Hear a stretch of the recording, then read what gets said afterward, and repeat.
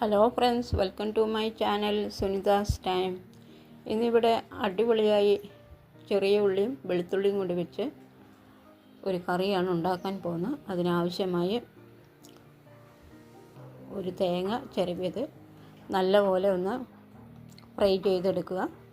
നല്ലൊരു ജസ്റ്റ് ഒരു brown colour ആകുന്നതുവരെ ഒന്ന് ഫ്രൈ ചെയ്തെടുക്കുക.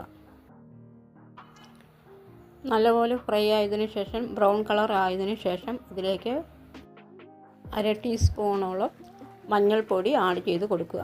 അതിലേക്ക് വീണ്ടും മല്ലിപ്പൊടി ഒരു 1/4 ടീസ്പൂൺ ആഡ് ചെയ്ത് കൊടുക്കുക. 2 ടീസ്പൂൺ മുളക് പൊടി ആഡ് ചെയ്ത് കൊടുക്കുക. അത് നല്ലപോലെ ഒന്ന് ഫ്രൈ ചെയ്തെടുക്കുക. നല്ലപോലെ ചൂടാക്കിയെടുക്കുക. അതിലേക്ക് നല്ല ജീരകം, സാധാരണ ജീരകം ആഡ് ചെയ്ത് കൊടുക്കുക. ഒരു 1/2 ടീസ്പൂണോളം. നല്ലപോലെ ഇളക്കി കൊടുക്കണേ, അല്ലെങ്കിൽ അത് കരിഞ്ഞു പോകും.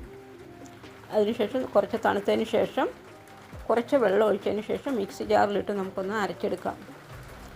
അതിനുശേഷം വേറൊരു പാനിൽ കോക്കനട്ട് ഓയിൽ ഒഴിച്ച് കൊടുത്തതിന് ശേഷം അതിലേക്ക് കടുക്, ജീരകം ഒക്കെ ഇട്ട് കൊടുക്കുക. അതിനുശേഷം അരച്ച് വെച്ചിരിക്കുന്ന തേങ്ങ നമുക്കൊന്ന് ആഡ് ചെയ്ത് കൊടുക്കാം. അതിനുശേഷം നമുക്ക് വെളുത്തുള്ളിയും ചെറിയ ഉള്ളിയും ആഡ് ചെയ്ത് നല്ലപോലെ അടച്ചു വെച്ച് വേവിച്ചെടുക്കാം. ആവശ്യത്തിന് ഉപ്പും ചേർത്ത് കൊടുക്കണേ.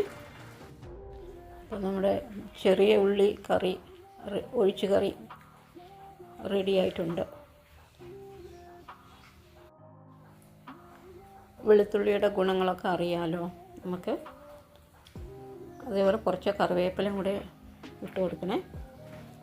നല്ല തിളച്ച് വന്നിട്ടുണ്ട്, നല്ലപോലെ വെന്ത് വന്നിട്ടുണ്ട്. ആരോഗ്യത്തിന് നല്ലതാണ് ചെറിയ ഉള്ളിയും വെളുത്തുള്ളിയും.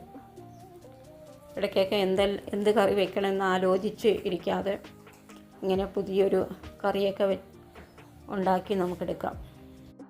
ഇത് ചപ്പാത്തി, ദോശ, ചോറ് എല്ലാറ്റിൻ്റെ കൂടെ നമുക്ക് ഈ ഒഴിച്ച് കറി കഴിക്കാൻ പറ്റും.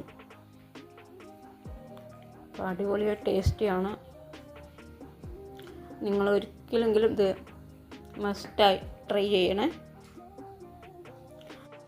ഈ റെസിപ്പി നിങ്ങൾക്ക് ഇഷ്ടമായെങ്കിൽ ഷെയർ ചെയ്യാനും ലൈക്ക് ചെയ്യാനും കമൻറ്റ് ചെയ്യാനും മറക്കല്ലേ. എൻ്റെ ചാനൽ നിങ്ങൾ ഇതുവരെ സബ്സ്ക്രൈബ് ചെയ്യില്ലെങ്കിൽ സബ്സ്ക്രൈബ് ചെയ്യണം. തൊട്ടടുത്ത് ബെല്ല് വേണം എനേബിൾ ചെയ്യാൻ, അതിലാൾ വേണം പ്രസ് ചെയ്യാൻ. എങ്കിൽ മാത്രമേ നിങ്ങൾക്ക് നോട്ടിഫിക്കേഷൻ കിട്ടുകയുള്ളൂ. Okay bye. അടുത്ത റെസിപ്പി കാണുന്നവരെ.